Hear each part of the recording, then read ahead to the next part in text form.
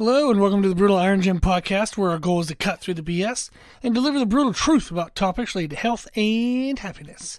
Today's podcast number 1567. The topic is training and the title is Programming Changes Based on Different Goals. So I was talking with one of our business client, like a one-on-one service business clients, and we were talking about just general concepts and how they can change training elements depending on the person they work with. So this client is a gym owner. They're helping their trainers learn more about individualization. So they want their trainers to be more effective and kind of just get better results, have better experiences with their clients. So that way it increases, longevity of training services and depth of training services, maybe referrals, all that stuff. So we were just getting into a fun discussion. And I thought it would be fun to share as a podcast. So what we were talking about was, in a sense, we were talking about elements that would be in kind of any workout. And then what would be some modification examples that a trainer could do in order to shift the elements more towards one focus. So I wanted to share all that today, and then just hopefully it brought forth some thoughts for you. So what we were talking about was in pretty much any workout, there's a warm-up or a preparatory part of the workout, meaning you're not going to walk in and squat 500 pounds the first thing you do, or walk in and bench 315 the first thing you do. You're going to at least warm that up. So if you're in your 20s and you just walk into the gym and start benching, you would still at least, hopefully at least start with 135 before you get to 315. But there's some aspect of prepping yourself for the workout. Then you would have the main focus of the workout, and then you have the things you do that kind of help that main focus. So an example that I used with that client was a chest workout. We talked about there being a warm-up that you would focus on shoulders, core, and hips, and this is specific to the way I like to have people warm up, is you always want to work on shoulder health. Everybody needs it. At least preventative. Even if they have good shoulder health, you want to maintain it. Then we want to do some type of work on core bracing, core strength, and then something for establishing full range of motion and open range of motion of the hips. And whether you're doing upper body, lower body, any combination, some element of those in your warm-up is extremely beneficial. I talk about that in podcast 1112. It's a training podcast titled The Best Warm-Up Routine. You can listen to that one. You can find all of our podcasts on our website, www.brutalirongym.com. Now, we were talking about that, and okay, we got that in. Then maybe I would move to a chest press, and then that's the main focus of a chest workout. Makes sense. And then the other movements, the other things we would do is maybe you do a secondary type of press. Maybe you do an overhead press or an incline press or decline press or dips or flies, but typically it's some other type of like press-related movement. And then you do the opposite. You do back-related movements. And that might be a row, a pull-up, a pull-down, or all of the above. And then maybe we'd throw in like shoulders and arms. So we were saying, okay, there's the warm-up, the main element, the main movement, and then the other movements. So that's kind of an idea. Now, we said, what would it look like if I was doing that workout for muscle growth versus muscle shape versus muscle strength? And I was like, well, this is fun. So we went through and we shared kind of our ideas. And if I'm looking at muscle growth, the kind of main thing you look at is you want a blend of good volume in the workout, but also some heavy stuff. You can't just do only heavy stuff and only be like 8 or 9 working sets in the entire workout. You need to have somewhere between 10 to 20 working sets, and you want to have a mixture of shear force damage versus like pump damage. Now, we have a older podcast I think that would be very, very, very helpful for you to listen to. It's podcast 1219, which is a Q&A podcast titled, Can You Change the Shape of Muscles? The answer is yes. But in that podcast, we talked about the difference between shear force damage versus pump damage, like metabolic damage. You can annoy the crap out of muscles in different ways. And which way you choose to annoy them will determine the adaptation response the body makes. If you do more metabolic damage, like pump style damage, you get more volumizing of the muscle cells and the fullness of the muscle shape. but you don't get necessarily as big of muscles. Whereas if you do only sheer force damage, you get big, thick muscles, but they're not shaped very well. They're not separated from each other very well. So you want to have a blend if you're going for muscle growth, like think of like bodybuilding, men's physique, women's physique, that kind of stuff. You want to have a blend of sheer force damage and pump damage, meaning you have to have a blend of volume and heavy. If you go so heavy all the time and do sheer force damage, you just can't create enough volume. You die. You don't have enough energy. You don't have enough resources to be able to work out enough. But if you only do pump stuff and you do a ton of volume, there might not be enough sheer force work to actually create some overall growth. You might be getting good separation and shape, but you're not going to get necessarily good growth. So muscle growth, you want a blend of volume and heavy. And you want to have absolute focus on mind-muscle connection, not on just moving the weight. So you want muscle intention versus movement intention. So your intention is to focus on the muscle within the movement, not just on the efficiency of the movement. Think about a powerlifter who squats.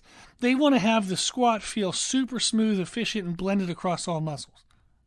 But if you're doing a bodybuilding style squat and you want quad growth, you better be freaking feeling your quads. You better be thinking of stretching and squeezing through the quads. You want to think of a singular muscle because that's what you want to change. Whereas if somebody's movement intention based, they're going to be just thinking of the movement being efficient and smooth and blended, right? So if we were going for muscle growth, I would still do the warm up, shoulders, core, hips, and then maybe I would do a free weight chest press. I tend to prefer dumbbells for like chest growth compared to a barbell. I feel like you can get a more natural pathway, especially since I have shorter upper arm bones. It's harder for me to get my chest to be dominant compared to my triceps. So I have to have more of like an arching motion to my presses than a barbell would allow. So I have to have my hands be wider at the bottom than they are at the top. So I have to be able to have my hands move horizontally inward and outward while I press in order to get a better chest contraction. So I prefer dumbbells, which allow that, compared to a barbell, which fixes the horizontal width of your hands the entire set. If you have long upper arm bones, it's not going to matter as much for you. You're going to get a better chest contraction even if your hands are set in place. So I tend to do free weight work whenever I'm looking for like maximal chest growth. Now, also, what we're looking here is, okay, if I'm going to do my warm-up and then my main movement is this chest press, I want to pick that to be super heavy and do sheer force damage. And then the rest of the work, once I'm exhausted, I'll do more pump-style stuff. So I might use an intensity technique like rest pause. Now, why would I use an intensity technique? Is because I need more damage. I need more muscle damage. If I just do like 125 pounds for sets of 6, yeah, I got some good sheer force work there, but I didn't get a lot of volume. If I do 3 sets of 6, only 18 freaking reps, that might be maybe 30 total seconds of time under tension between all 3 sets. That's not good enough, So you got to extend that time under tension. So a technique like rest pause maintains heavy weight, but it extends time under tension. So I might do rest pause for 3 working sets on that chest press. Then maybe I'll move to another style of press. Maybe it's a machine press, maybe Smith machine, regular machine. Maybe I could do a barbell if I wanted to. It's a little risky because you're already worn out from your stabilizers from the free weight first press. So maybe I'll do Smith machine incline press. And on this one, I want to go ahead and push more volume since the first one I did a little more heaviness. So I might do drop sets. Maybe I'll get a set of, 12. And then I'll stand up, pull 10 pounds off each side, lay back down, and maybe that takes me 15 seconds. And then I crank out a set of maybe another set of 8, something like that, 8 to 10, maybe even 12 again. Who knows?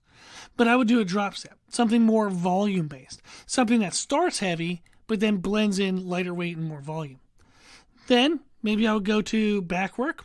Maybe superset pull downs and rows. That's a good way to just really annihilate the back very quickly by doing supersets. The benefit of doing pull downs and rows is there are different angles.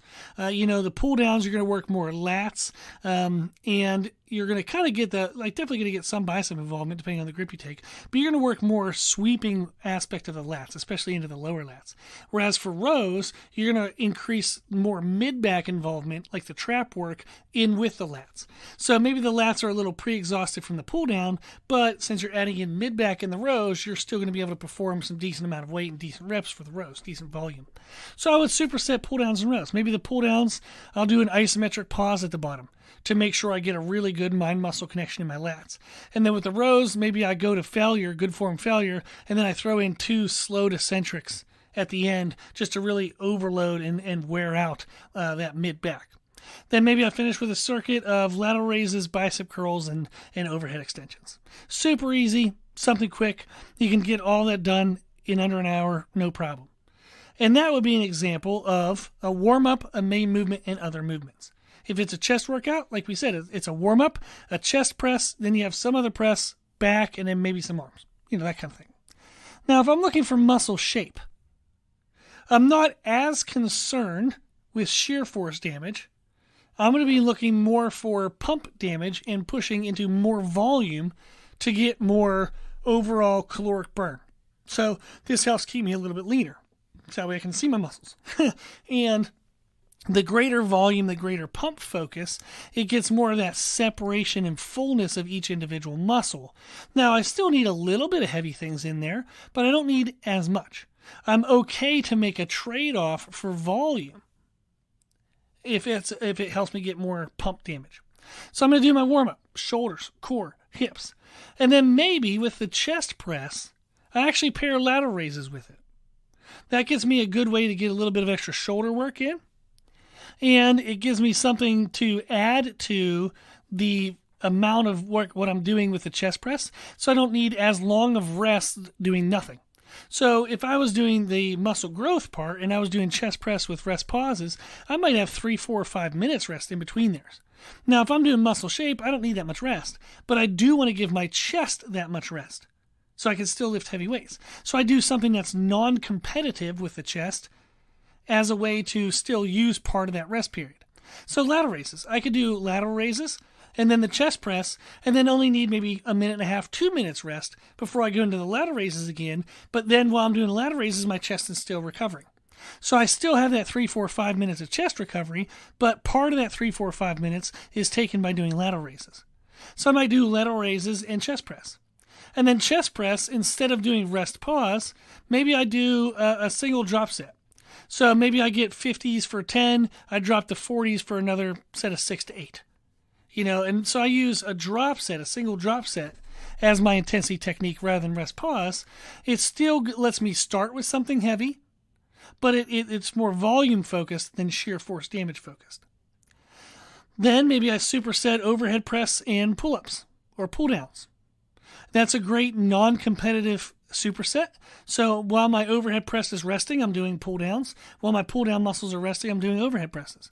So they don't compete against each other, but it keeps me busy and it keeps my complete downtime where I'm not doing anything in my rest to be shorter and shorter. So I would do overhead press and pull downs. And then maybe for that, I could do a fun like set time circuit, which means I might find a weight for each movement that I can do for 15 reps. So I'm going to do overhead press for 15 reps, pull downs for 15 reps. Then I'm going to take 90 seconds rest. I'm going to go right into the exact same weight for overhead press. And maybe this time, instead of 15 reps, maybe I only get 12. And then I go into the exact same weight for pull downs. And this time, maybe I only get, maybe I only get 12 instead of 15. But I use the exact same weight. I then take another 90 seconds on the dot rest, use the exact same weights again. Maybe I get 10 reps of the overhead press, maybe only 8 reps of the pull downs. So that's a fun way to where you do a set rest period. And you keep the same weight for each round, and your reps just die as you go through. That's totally fine. That's muscle stress. And then maybe the next week, instead of 90 seconds, I give myself 105 seconds. And then all of a sudden, my volume creeps up a little bit.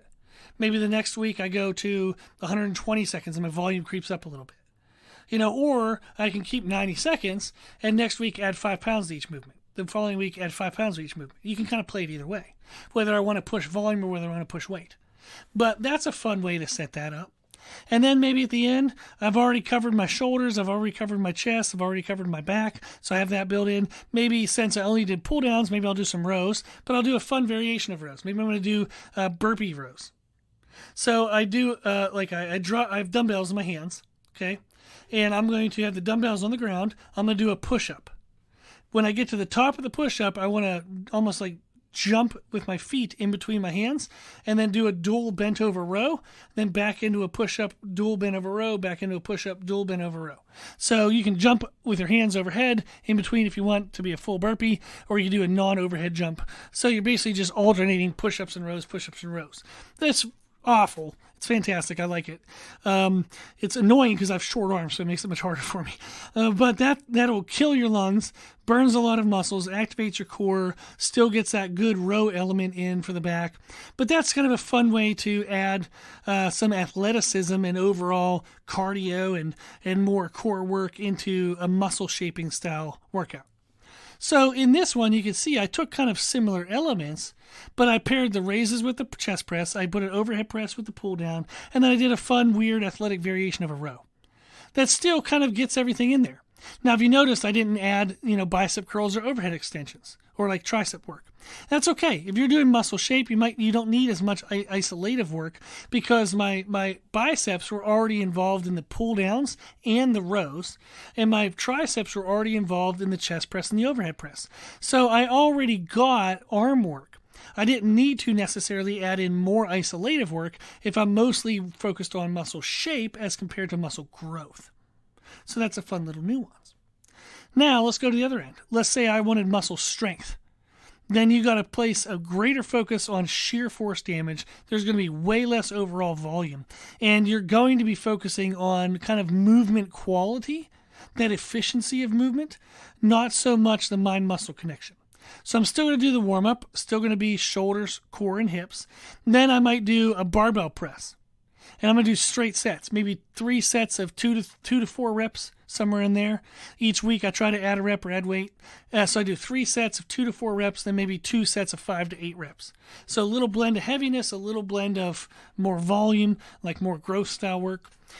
Then maybe I go to a variation of the bench press that kind of helps address a weakness. So maybe I have a really high arch bench press, so I want to get rid of my arch to work more overall muscular involvement, so I might do a Larson press.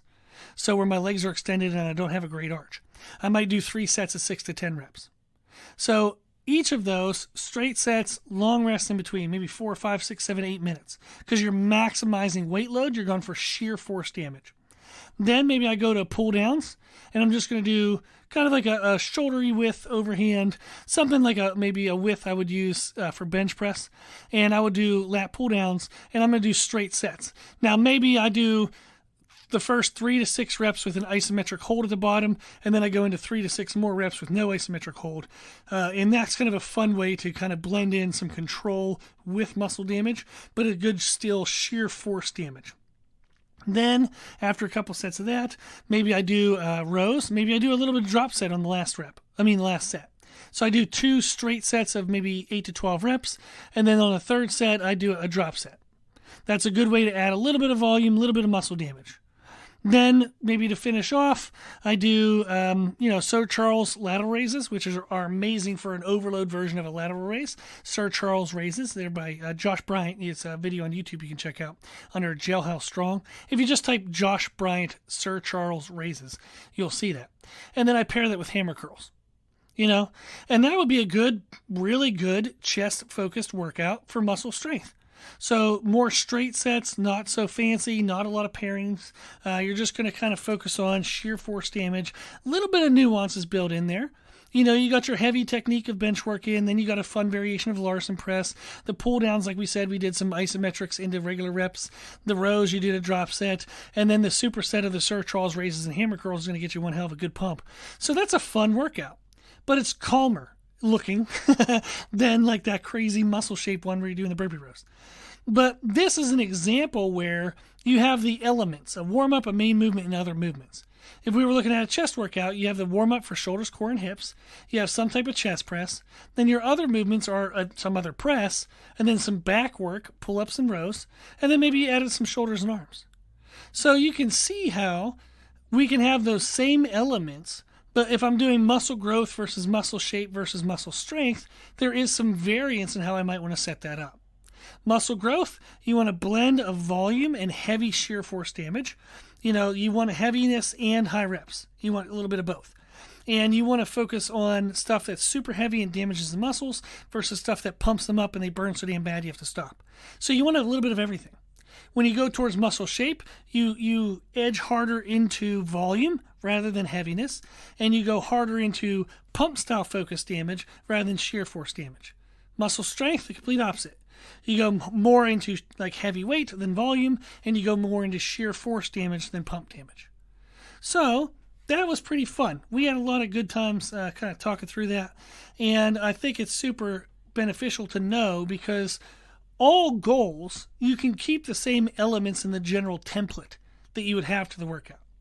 But knowing how to make some structural shifts in exercise selection, intensity technique selection, or exercise order, stuff like that, it can help you have more specificity of adaptation, meaning the adaptation that the workout demands is more specific to what you want. And then therefore, you're going to get more effectiveness of your results, effectiveness of your efforts. So what you do leads better towards what you want. So that's super fun. I love that stuff, and I thought it might be fun to kind of hear through that kind of stuff. If you like this type of podcast where I talk about these type of changes of focus and what we would change, let me know. Then I'll do like maybe a lower body workout or an upper body, like a back workout or something. I'll do some other focus. So if you like it, let me know that you liked it, and maybe also give me a suggestion of what focus you want. Our email is brutalirongym@gmail.com.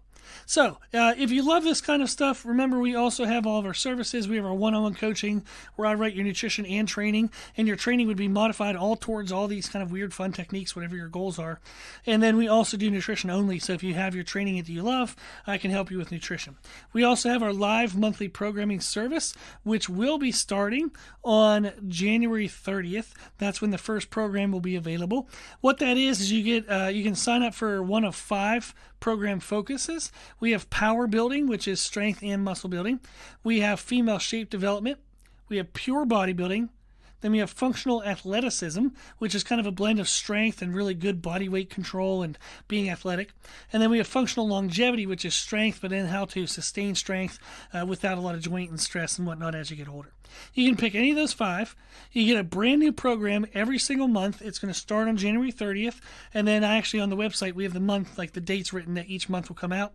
With that, we also get access to a live virtual Q&A every week. You can ask me questions live, and I'll answer them. You also get access to a Google Live document where you can write in your questions, and I'll write the answers in. So if you can't make the virtual one, you still have a way to answer, like ask question and answers. And then we'll also have weekly training videos that are exclusive to live programming participants, subscribers. So check all that out on our website, www.brutalirongym.com. Pretty awesome. You get great programming, brand new every 4 weeks, and you get a bunch of Q&A. You get all your personal questions answered. Really cool service. I'm really excited about that. Okay, if you want to sign up or ask more questions, check out the website for that. Awesome. Okay, well, as always, if you have any questions, feedback, suggestions, anything you want to know, let me know. My email, brutalirongym@gmail.com. If you like our podcast, share the podcast. When you share it, let people know that we answer questions for free. If you want to support the podcast financially, there is a high hosting cost every year. I give an hour to it every day. If you want to support us, you can give donations on the website, www.brutalirongym.com. There's options for a one-time donation, monthly donation, yearly donation. If you sign up for even just $5 a month, which a lot of people have done, that's super helpful. It really actually is. It's a very small amount per person, but it really helps cover the cost. They're well over $1,000. So I really appreciate the support towards helping cover this. Thank you very much. And then if you like the information we share in our podcast, you can find more from us on our social media channels. I post on Instagram every day, YouTube a lot more than I used to. So find us and follow us under the name Brutal Iron Gym. As always, I hope this was helpful, and thank you for listening.